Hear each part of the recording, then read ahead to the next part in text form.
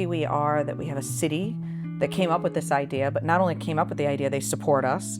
And like you said, the code enforcement officer, he is hands-on as well, and planning department is hands-on, and they come to our board meetings and give us updates, and we get city staff that come and that are hands-on. I mean, everybody wants to see this succeed because it's just another arm and tool that the city can use in order to improve our community.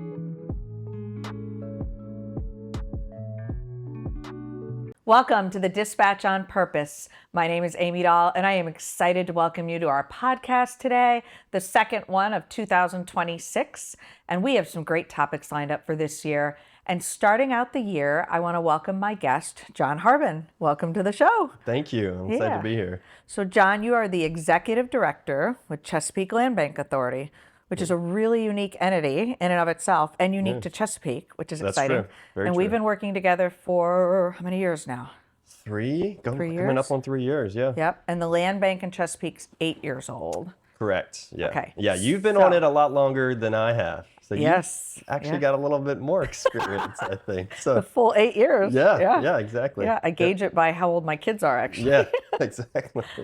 Okay, so first, my guests are probably thinking right now, what on earth is the Chesapeake Land Bank Authority? They have no idea. Very fair question. Why don't you tell the audience? So the Chesapeake Land Bank Authority is a kind of sister agency to the city of Chesapeake local government. But we're tasked with doing pretty much one thing specifically, which is helping the city address vacant, abandoned, and tax-delinquent properties. We're hyper-focused on that to try to repurpose those properties into something productive. Oftentimes, vacant, abandoned houses, tax-delinquent properties, they go for years and years sitting there, attracting crime, being a nuisance, an eyesore to the community, and there's really not much that can be done with them unless there's an entity established to really go after them,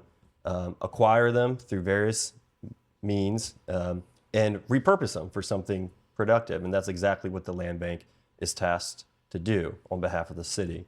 And we kind of pride ourselves when we acquire a property, we don't just look at the kind of greatest return on our investment, much like maybe a private developer would. Right. We're a little bit more community-minded with how we repurpose our properties. We look at what the community wants to be, what they would like to see the property used for, what the community needs. Oftentimes right now that's housing. Yeah. We need, quality, attainable, workforce, affordable housing. And so we kind of are able to take that and apply that to how we reuse and repurpose properties that we acquire. So that's, the short of it. Right. But, land banks, as you kind of alluded to, we are the only land bank here in the Commonwealth of Virginia that's established as an authority. There are a couple other land banks that are kind of a nonprofit model, but land banks More like a Habitat for Humanity type. Yeah, and they have, for example, in this city of Richmond, There's have 3 in the state of Virginia, correct? Correct. There are 3 including existing land banks. Actually, 4, 3 others. So 3 others, 4 including us. 4 total. Yeah. And so, for example, in the city of Richmond, they delegated their land banking function to an existing nonprofit up there called Maggie Walker Community Land Trust. And so that organization kind of does the land banking on behalf of the city. Here in Chesapeake, the city decided to establish its own authority, so they have a little bit more control and a little more say in kind of what the land bank here does. And we have a very close working relationship with city leadership, city council, various city departments. And so that really helps helps us carry out our mission. And so, like I mentioned, land banks are relatively a newer thing here in Virginia. They have existed though here in the U.S. for decades. largely as kind of a newer community development tool. They kind of got their start in the Midwest cities that haven't experienced, a lot of vacancy. You think of like the Detroits and the Clevelands, where you've seen kind of major population and blighted sections decline and blighted large sections of blighted. And so that's where you have some of the biggest, most well-established land banks. And, they've since being kind of started there kind of in the 70s and 80s, they've grown throughout the country. Now I think there's over 300 land banks throughout the U.S., from the East Coast to the West Coast and the North to the South. Georgia has a lot of land banks. Virginia's kind of catching up with that, and I think it's pretty unique and special here in Chesapeake that we have a land bank and it's set up the way that it is. Yeah, it is really it's really cool. And we are different from when people think of Chesapeake's Land Bank. For those who don't know, we are appointed by City Council, but we as members, so we have eight members? Seven members. Yep. From different career paths. Yep. We have a real estate broker and somebody in finance and an attorney, and we have representatives from the various parts of the city and from City Council. Yep. But we're not necessarily tied to City Council, so we don't necessarily answer to them in the fact that we can operate a little bit faster. They do approve our budget, obviously. Exactly. Yep. But because we're a separate entity, we can operate a little bit faster sometimes than they can. And that's a great point. We are an independent political subdivision of the Commonwealth in terms of how we are created and our label as an authority. Yep. So we are distinct from the city. Yeah. And so we are able to operate a little differently. We oftentimes can move a little quicker. Yeah. If the property presents itself, we can kind of act on it in a pretty quick fashion. Keep it from getting into hands that we don't want.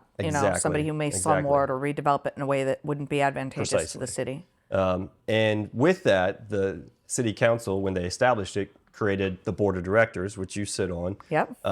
Which provides that oversight and that direction to myself as staff.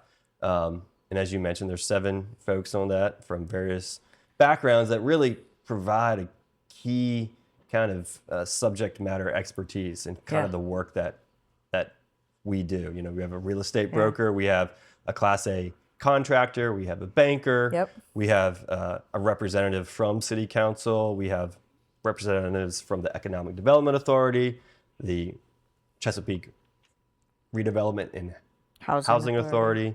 And so that really gives us a good just overall direction and knowledge base to help kind of guide our functions. Yeah. All right. I have a whole bunch of questions for you. Yeah. First, let's go back. How did you get into, so you've been our executive director for 3 years. Yeah. Coming up in a month. But you come from the nonprofit space and you have a pretty great resume coming in. I've got a varied background, but I worked a little while for a nonprofit. So I worked for a local nonprofit here that did land conservation work. Yep. And so I got very well experienced with working with a board of directors, having multiple bosses essentially. Yes. Which is very fun. And working in that kind of space and working with land. But prior to that, I worked for the city of Chesapeake in their planning department and worked with real estate acquisitions, particularly on the land conservation end, but also for encroachment protection and other purposes. So kind of learned how the city functioned in terms of land acquisition. It was actually working in the planning department when this idea of a land bank was kind of been talked about. And at the time, the planning director really championed this concept of creating a land bank and worked with the city manager's office to kind of make the pitch to City Council, and they created it in 2018. And at the time, I was working in the planning department thinking, wow, this is a really cool concept. I had not heard of it before, and I was interested in it, and they were, it was starting to kind of gain some traction. And so when I saw that the land bank was looking to hire someone to help run it a few years ago, I jumped at the opportunity. It was just like a natural fit with my kind of experience working for the city and the nonprofit background and just knowledge of real estate and community development and planning, all that kind of combined to, I think, really hopefully make me the strongest candidate that you guys were. Well, you make my job really easy, so I am very grateful. Yeah. So we work a lot hand in hand with Habitat for Humanity. You mentioned like EDA, Economic Development Authority. So we get to work a lot with them, which is kind of unique. But we also work with grants. So we get grants for different areas of the city. Right. And we get to do some really, that's the part, is my favorite part about the entire thing, is being able to help people who really want to improve their properties, which in turn improves the city and city value, especially in particular areas where we know that it's needed most. Yeah. Tell us about some of our grants. Yeah. So in the land banking field, there's this saying that you fix it up, you pay it up, or you give it up in terms of a property. And obviously, give it up is the last resort. When someone fails to do anything to their property, fails to pay the taxes, fails to improve the property to meet code and whatnot, that's the last resort. Pay it up. They pay their fines or whatever that the delinquent taxes. Yeah. But really, the first choice is to fix it up. We want to help people stay in their house. That's the everyone wins kind of thing. And so we operate a grant program to help people fix their house up in a part of the city that has a lot of need for that kind of work. It's called our South Norfolk Residential Rehab Grant Program. And it helps owner-occupied homes to do really a lot of different types of home improvements to help them stay in their house, help bring it up to code, help to address any deficiencies with energy efficiency or just safeness of the house and these roof is leaking. Typically 100 years old homes. And too. it's a So very historic section of the older, city. historic area of the city. So that adds another layer to it because in a historic district, they have certain standards they have to kind of abide by. And so the grant program is there to help kind of offset some of those added costs as well. But really, we've seen, as you mentioned, a lot of really worthwhile projects, grants come through with us. We've helped, really, over 50 or 60 different property owners at this point over the last 3 years do, new roofs, install new windows, electrical systems, HVAC systems, plumbing. We've done a lot of trim and porch work, front porch work, and it's really helped to kind of ignite the revitalization of this area of the city that had been kind of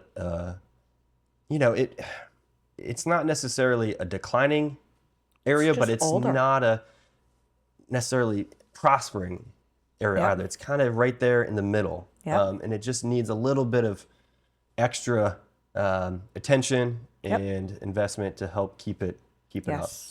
But then we get to preserve those historic homes before they get to the point where we have to tear them down. And before we came along, there were some gorgeous, very historic homes that the city wanted to save, and they were beyond repair because they had gone too far. Exactly. So helping folks, kind of going back to that mantra that I was saying, fix it up, pay it up, give it up. We don't want to get to the pay it up and give it up phase. We want to help them in the fix it up phase while we can still salvage it, while it's still in decent enough shape that we can rehab it. If it gets beyond that, then you start to lose homes. And in this case, they're really historic, 100+ year old homes. And once they're gone, that's gone for good.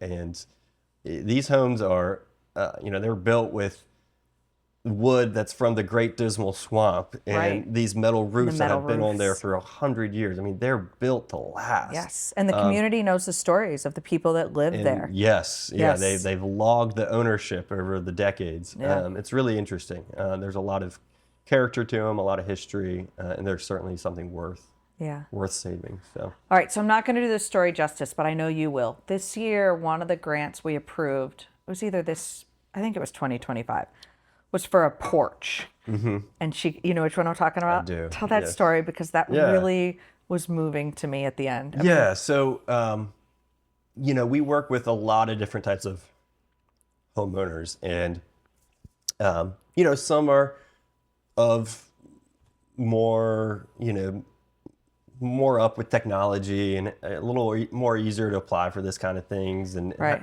have a computer at home, and can call the contractor and whatnot. But some are more elderly and have less where Yeah, access to the technology. access and all that. So we had a particular homeowner who had been cited by a code enforcement officer because her front porch was essentially falling in. Yeah.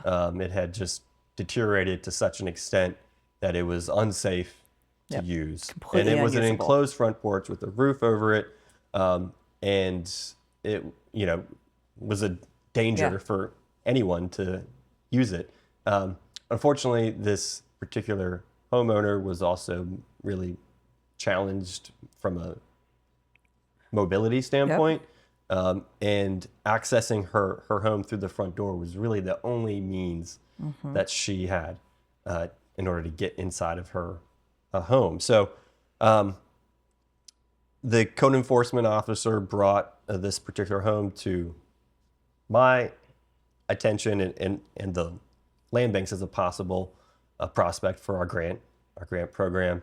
And I worked with the code enforcement officer and the homeowner to come up with a plan on how to address her failing porch. And granted, this was a little bit more of a challenging project in the sense that rebuilding a front porch is not just an a easy- simple project. It's Yeah. not like replacing a window or putting on a new roof necessarily. There's a lot that goes into it. The design, the function of it. She's in the historic district. She's so in the it's gotta historic fit with district, so the design is really important, and the materials that go into the front porch. And so we had to work with a couple different contractors. Unfortunately, we had a pretty hard time finding even a contractor that was willing to kind of go along with this and work with us.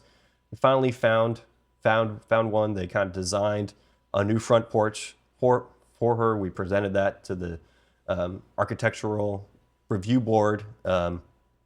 Was able to get the design approved for it, and then finally we brought it before the land bank board of directors for their review of the grant, and the board unanimously approved this grant after probably 2 years of working on an application to put it before you all. And I'm pleased to say, after about 4 months of construction, the new front porch is there. It's beautiful.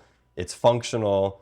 The homeowner is in tears every time I talk to her about how grateful she is for the project. She would not have been able to do it otherwise without the grant program. And the assistance that not just the land bank, but the code enforcement officer there is very hands-on and helpful for the neighborhood, and the land bank seeing kind of how important this project was, and also the architectural review board that approved the design.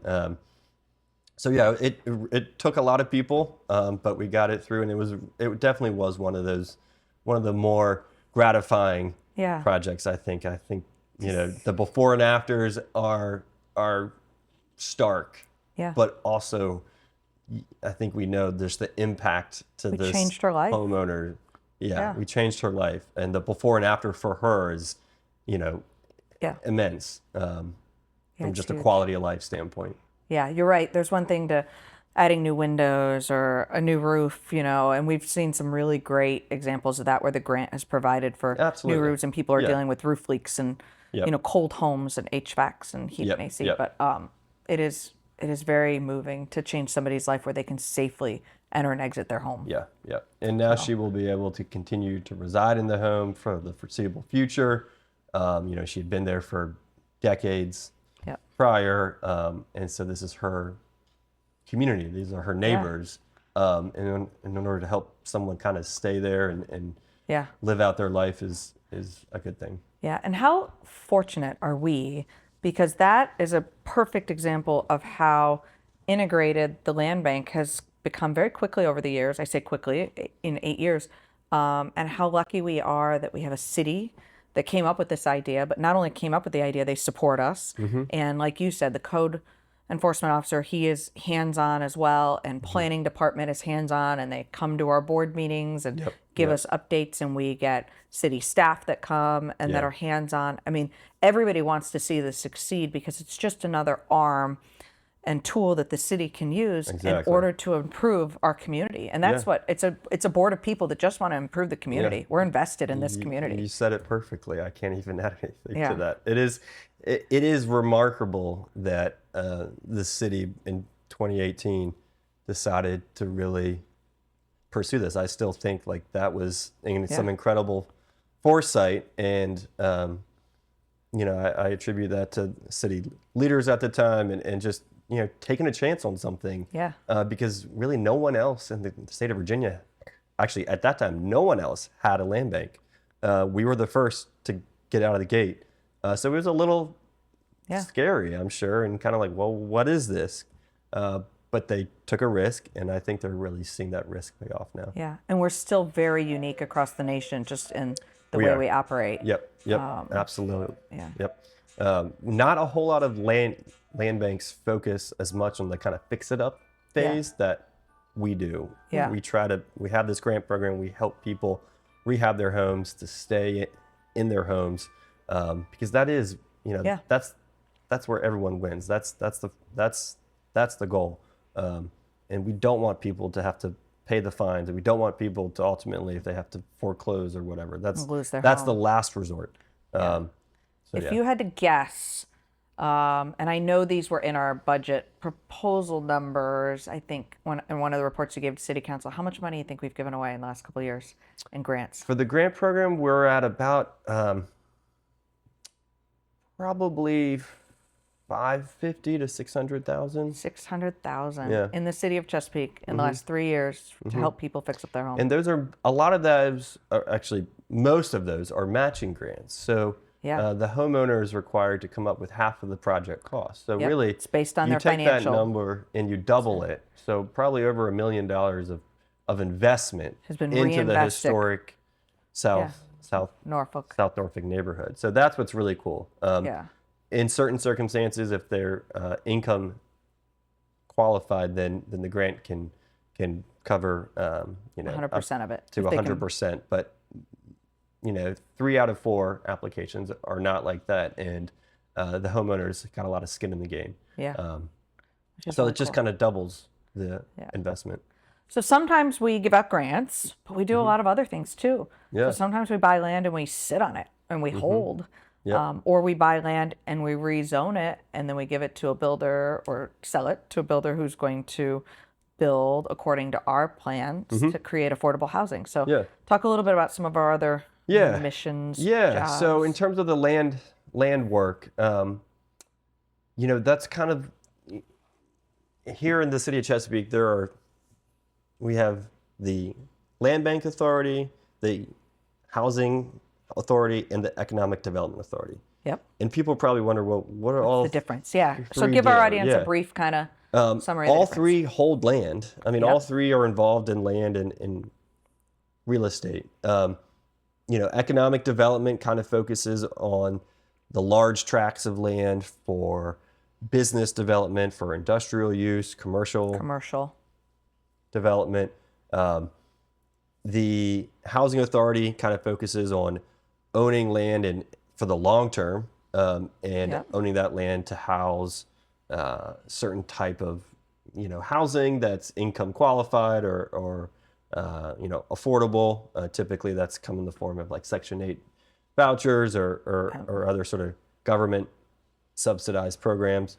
But the land bank kind of takes everything else in between the large tracts of land that the EDA has and the kind of housing communities that the housing authority has. We focus on what are often much smaller parcels, parcels that have maybe been developed in the past and have some sort of legacy or contamination on them. Parcels that the private market has passed over because they've got title issues, or they've got delinquent taxes on them, or like I said, they're contaminated, or they may have challenged access for whatever reason, and they've just sat there vacant. And so we'll evaluate a whole range of different factors. But if we decide to acquire property, we either can hold the property, like kind of you mentioned, and sometimes we will hold the property in an effort to assemble adjacent properties around it. And the whole idea there is to create a bigger opportunity than what a single parcel or two might present itself. So if we have a half acre parcel, we can get the adjacent couple parcels and create, an acre or 2 acres worth of developable land. We can do a lot more with that and really help to revitalize that particular area. And oftentimes that's, if there's one vacant parcel, there's probably more around there. And so we always look around when we're purchasing a property. But as you mentioned, we also acquire property and we're like, this is ready to be... Just needs to be rezoned. Somebody's got to fight the battle. And so we will take on that kind of work to get the property entitled and get it basically shovel ready. So that all we have to do is find someone to build on it. And when we go to find someone to build on it, as the land bank, and kind of as I mentioned, we look for the most responsible person to build on that. On that, and we approve those plans. That's right. We don't necessarily, always give it or sell it to the highest bidder. But we look at who's bidding and what are their qualifications and what do they plan to build on that property, and is it something that the community would like to see? Does it fit with the design? Does it have universal accessibility for aging in place? Does it have the kind of design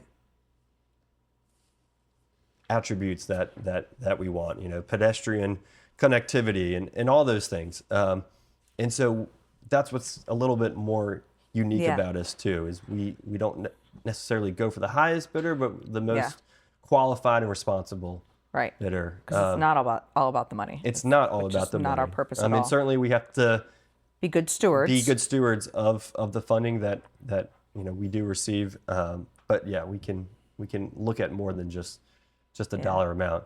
And so we oftentimes do work with folks like Habitat for Humanity. We just completed a sale to them to build a new single-family house on a property that had a dilapidated, asbestos-ridden, lead-based paint all over it, and it had been in the hands of a slumlord for a long time, and so we were able to acquire it and demolish that house, and now it'll be transformed into a brand new, modern single-family house to a well-deserving family that Habitat works with. So, but we also work with private, market rate builders too, and so we kind of cover that whole spectrum of, kind of affordable entry-level housing, slightly subsidized kind of Habitat-style housing to, entry-level to mid-market housing. Yeah, that's a great description of where we fit in, especially with Economic Development Authority and Habitat for Humanity and land redevelopment. All right, so we did some planning for this coming year and the years ahead. Where do you see us going? So we did just complete our next strategic plan. So the land bank was initially created. They created a strategic plan with about a 5-year planning horizon. So we were due Yeah. to kind of take Well, and it took us years take to a get look off to the that. road. Yeah, I yeah. mean, everything from getting attorneys to bank accounts to an executive director to a place There's to a meet. lot There's a that lot. goes into it. So really exciting work over the past year, past 2025. We worked with a group called Center for Community Progress. Yep. They are a national non-profit that assists really all types of communities that are looking at vacant, abandoned, tax-delinquent properties, and So they know lots of land banks, and they've seen them repurposing all. So they have essentially worked with almost every existing land bank here Yeah. in the They were in the U.S. incredible, by the way. They are hands down kind of the subject matter experts. So I was super excited to bring them in, bring in all their expertise, all their insights to help us here in Chesapeake kind of look at where we've gone in the last 5 years, where we are now, and where we need to go in the next 5. And so that's exactly what we did over the course of about a 6-month planning process, starting in March of last year. We worked heavily with you all as the board.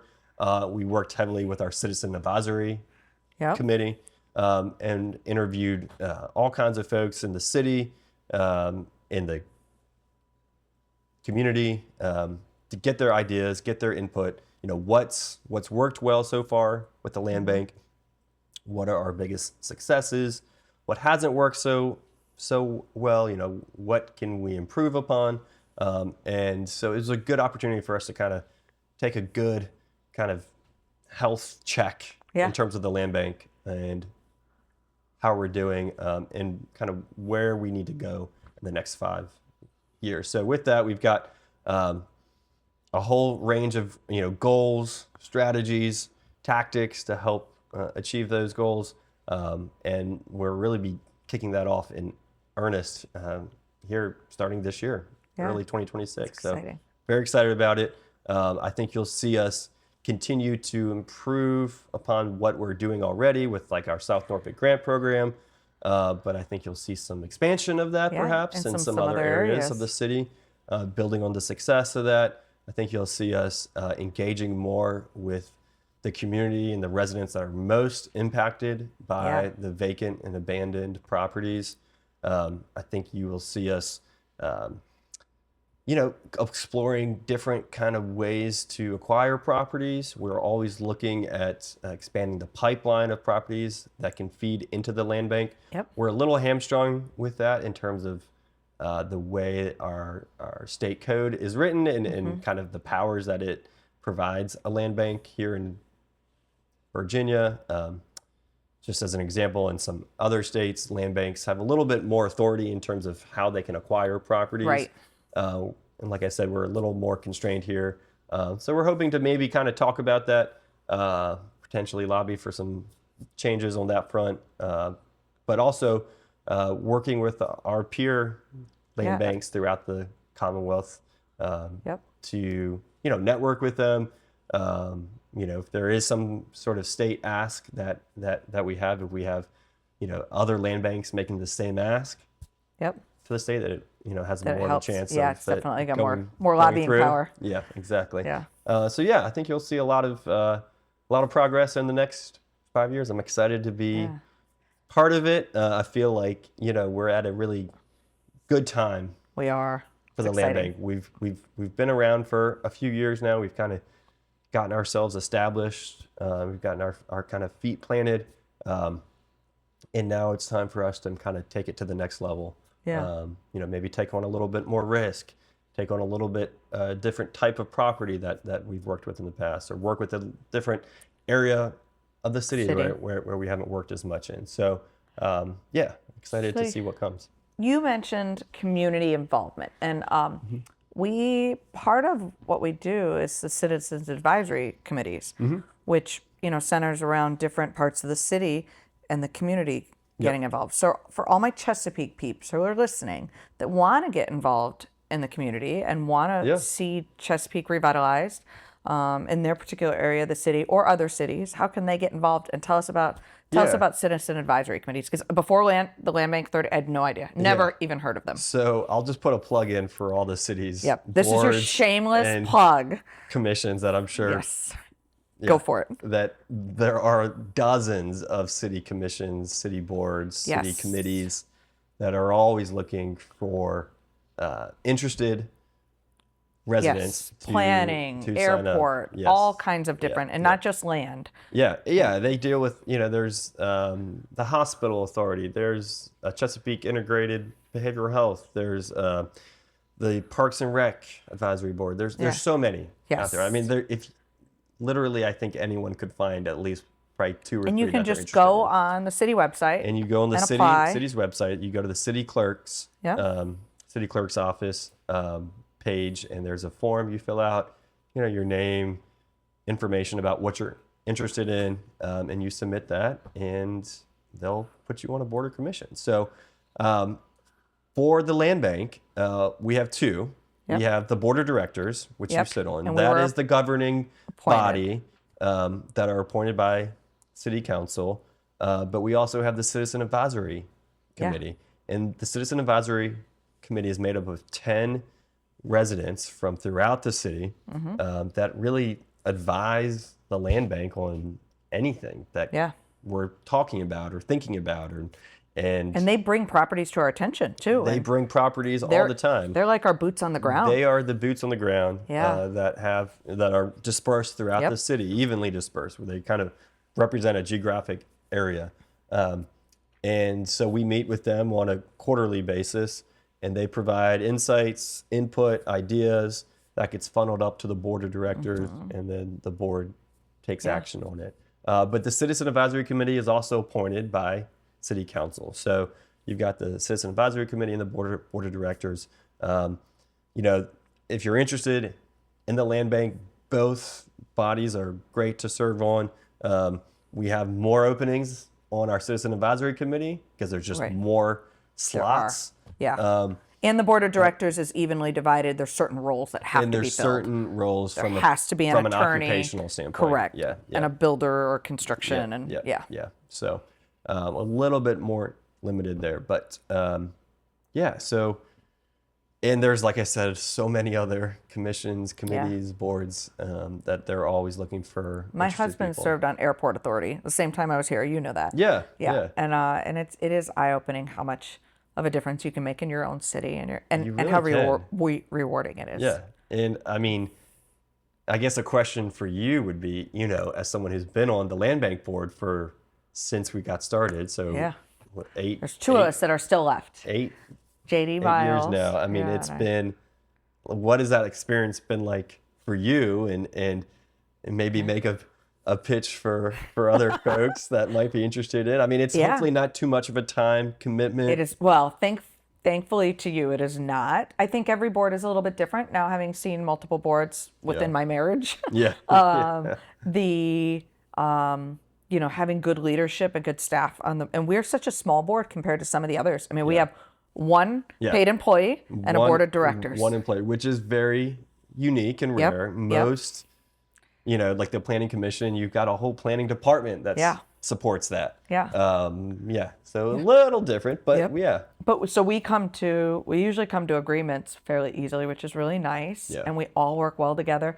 So my experience on land bank has been amazing, to be honest with you, to watch it from where we came 8 years ago, meeting in a HOA building, to trying to find a location to meet, to trying to find an attorney and set up bank accounts and all the little things that come into it, to now really doing good work. Like I feel like we're just on the cusp of the next generation of things that we get to do, and to see us really making an impact. For me, the last couple of years have been very moving, and I'll be sad because you can only serve so many terms, and I'll be at the end of my term, and JD Miles and I, who is another great citizen and human being in general, we'll both rotate off, unfortunately, but I'll be excited to watch, and it's been neat to learn about parts of the city that, even living here, I mean, I didn't know anything about, and to meet just different business owners and people that are invested in different parts of the city has been really fun.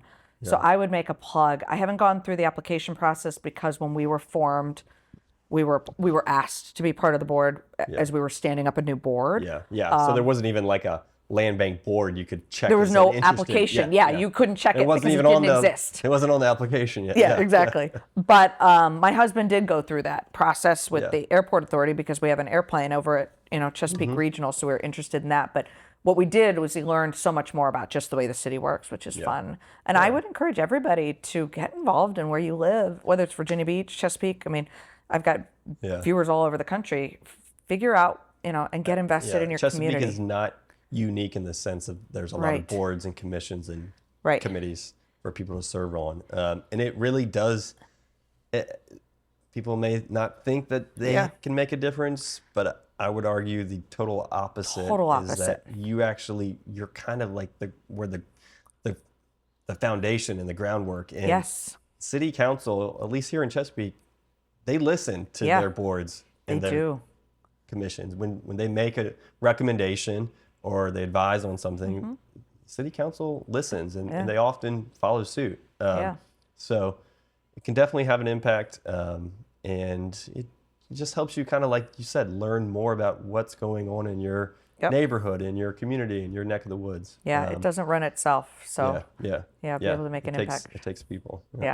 Well, this has been awesome. Thank you. I'm excited to see where the land bank goes this year. Same. And thank you for all of your many years of dedication and honestly, it's such time and support and phone calls and texts and emails and all the things. You make it incredibly easy. You told me when I came on and I agreed to chair that you would make it easy, and you really do. Like, of all the boards or things that I do, this is the easiest, but it's really just worthwhile. Everything we do is giving back, and I love it. Like, it is, you walk in with an entire mentality of how can we give back to the community? And it's incredible. I mean, that's exactly what we do. It's all we do. And all our mission is just revolved around giving back. So it's really an honor to be part of something like that. So I'm happy to hear you say that. Well, thank you for joining us. It has been exciting to roll into 2026 with all these new guests and topics. I'm excited to take you on the journey with us. Be sure to join us on all our different streaming channels, from Spotify to YouTube to Facebook. We're excited to see you, and join us again in 2 weeks as we broadcast here from my living room. Thanks for joining us. This is the Dispatch on Purpose.